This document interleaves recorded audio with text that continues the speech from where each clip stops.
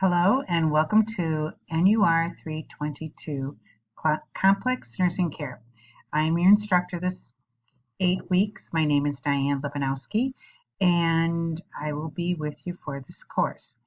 This is my contact information. If you need to call me, this is my cell phone number. I am on Central Standard Time, so I am an hour ahead of you, especially consider that if you're calling later in the evening. And this is my email address if you need to get a hold of me. The purpose of this brief video is to give you an orientation of the class and expectations. And so we will go through the syllabus, assignments, discussions, and those kinds of requirements. The course itself is based on complex patients across the lifespan. So you'll be reintroducing or thinking about the things that you've already learned in MedSurg 1 and 2 and be adding to that knowledge. And then along with that knowledge, we will be focusing on alternative type mortalities, end-of-life transitions, ethical and moral issues, which are intertwined between each of the sections. So that is basically what makes up this course. As we scroll down and go through the syllabus, you will find that it is a 3-credit course, and you do need to put in class time. You do need to set aside time to read the assignments and then time to complete the assignments. These are the objective or course learning outcomes for this class. I am not going to go through them, but I do expect you to read and understand them. You will again be using your Brunner as your textbook, and we will be using APA format. You can get your resources from LRIN, Ovid, Google Scholar is also a good source that you may use to collect data. If you do have any problems with the technical support, please make sure that you contact either Jeff or Ron, and they will get back to you and help you with any concerns that you might have. These are basically out-of-class assignment and learning activities. And again, for every 3 credits, you should be spending 3 to 4 hours outside of class. The general course policies really do not vary than any of your other courses that you've had in the past. Please remember that late assignments, which would include, basically in this course, late assignments would be your top 3 concepts, or your assignments which are in weeks 6 and 7. Quizzes cannot be taken late. So the late assignments would receive a 10% grade reduction for the first day, 20% for the second day, and 30% for the third day. After the third day, you would receive a 0 for that assignment. As I said, quizzes and exams cannot be taken after the due date, which is Sunday at 11:59 Mountain Standard Time. Discussion board posts need to be posted initially by Wednesday, and then you need to respond to 2 other posts. It could be my post or a classmate post, and that needs to be done before Sunday at 11:59 Mountain Standard Time. We do have another assignment in this class, which is called Top 3 Concepts. I will go through that, but please note that that is due by Friday, Mountain Standard Time at 11:59. Civility is something we talk about on the discussion board, and basically make sure your posts are civil. We don't use capital letters, and we always address each other by their first name. So if you're responding to a post that I have put in, you may write "Hello, Diane," and follow it with your comments. And I will let you finish reading through the rules of etiquette. This is what makes up your grade in this course, and I will go through those. And this is how that is allocated. So you have your discussions, 2 discussion questions each week for 7 weeks, and then the 8th week there's 1 discussion question. The top 3 concepts are every week from week 1 through 7, and they're 10 points each. And again, they are due by Friday at 11:59 Mountain Standard Time. You have an assignment in week 3, and you have 2 other major assignments in week 6 and week 7.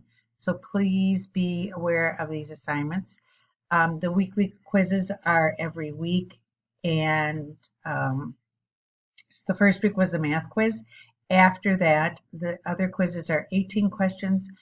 Do know that these are timed quizzes, and you have, for 18 questions, you have a minute and a half to complete the quiz.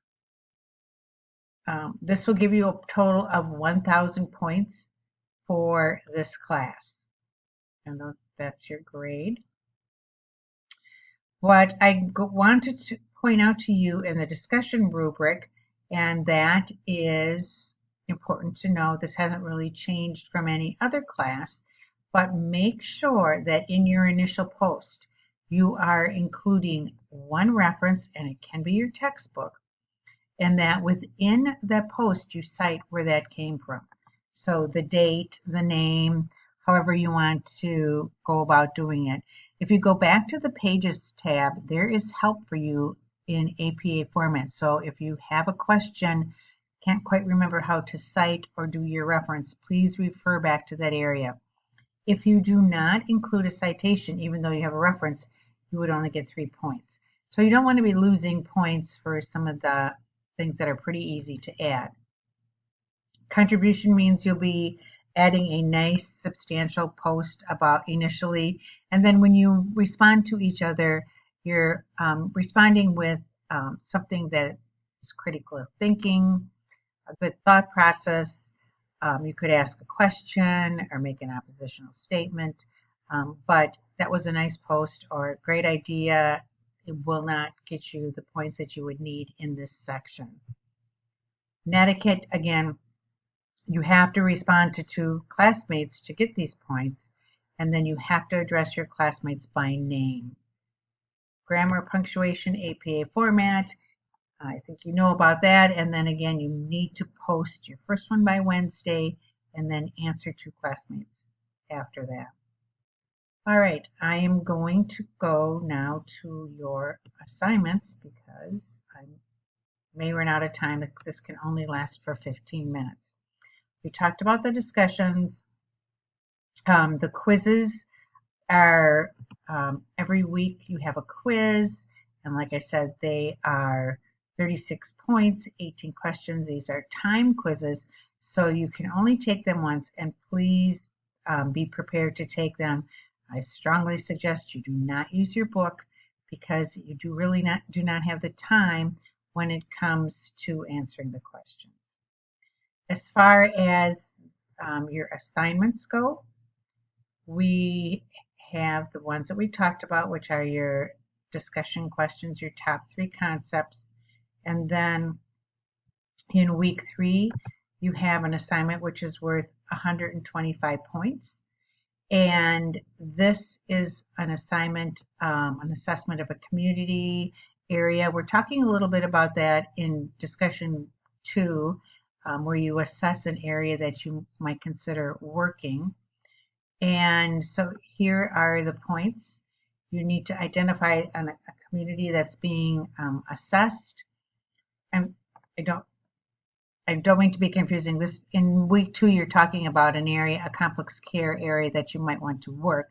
This is talking about a community and assessing the community as far as resources available and the technology that's available, what is not available, what are some of the barriers? Is it distance, financial? How is the public made aware that these are available? Are there signs? Is there advertising on TV? How do they know they can go to that facility? And then a summary. This is a paper. It should be 3 to 5 pages in length, not including your title and your reference page. You need to have 2 current scholarly resources, not including your textbook. And again, you should have it within APA format. This is how you will be graded. I think it's always a good idea to print out your rubric so that you make sure you're covering each one of these aspects. And an easy way to remember this, that you cover each one, is to give each section a title: technology, unavailable or complex units or something like that. And that way you cover each area and you know at the end of your paper, I did cover this. I should be able to get the points. The next one we're going to talk about is the assignment in 6 and 7. In 6, you need to come up with a PowerPoint, and the PowerPoint is based on a complex healthcare concern. It's 100 points, and there's information under this assignment on how to create a PowerPoint, and you will pick one of these. Actually, I am going to assign these alphabetically, and I will post that soon in case anybody wants to work ahead on that. So we're all not doing the same one. I'll divide this up equally among the class. And you will do a PowerPoint describing the pathophysiology, clinical manifestations, diagnostics related to the disease process, appropriate pharmacology and nutritional treatment, teaching topics, and an area of rehab that would fit with that topic. You need 5 to 7 slides, not including your reference slide and your title slide. And you can add notes if you want to, or reference it with a citation and then include your references on your last slide. Again, make sure you print out the criteria so you know what is expected in this PowerPoint. And I do post an example of what one would look like. Then in week 7, you will be doing, this builds on week 6. You will take that same assignment and you will build on it, except this time it's not a PowerPoint, it is a paper. And I'm not quite sure why that's taking so long to come up. So in week 7, you will be doing a paper that dovetails right into this assignment. And this assignment is a paper that is based on the topic that you have covered. So you're building on that, and you've already identified your topic. So you've already done some of this pieces of this assignment on your PowerPoint. But then you talk about who are the stakeholders in caring for this person. So if you are doing burns, who are the people that are involved in the plan of care, 3 areas of concern you would have while they were in the acute stage, 3 nursing interventions, and why did you set these as a priority, expected outcomes, tools, and conclusion.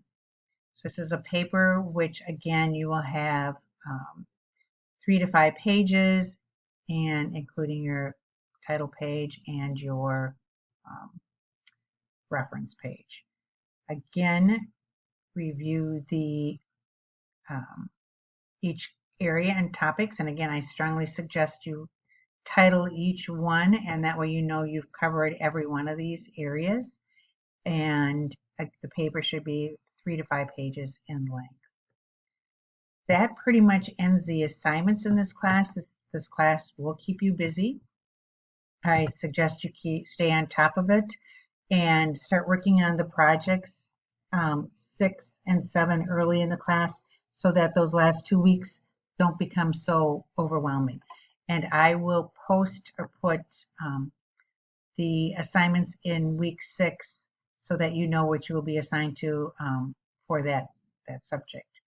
If you have any questions, you know how to get a hold of me. Either email me, or better yet, one of the best places to ask the question is to put it into questions for instructor, because that way then if you have the question, I can answer it and someone else maybe have that same question.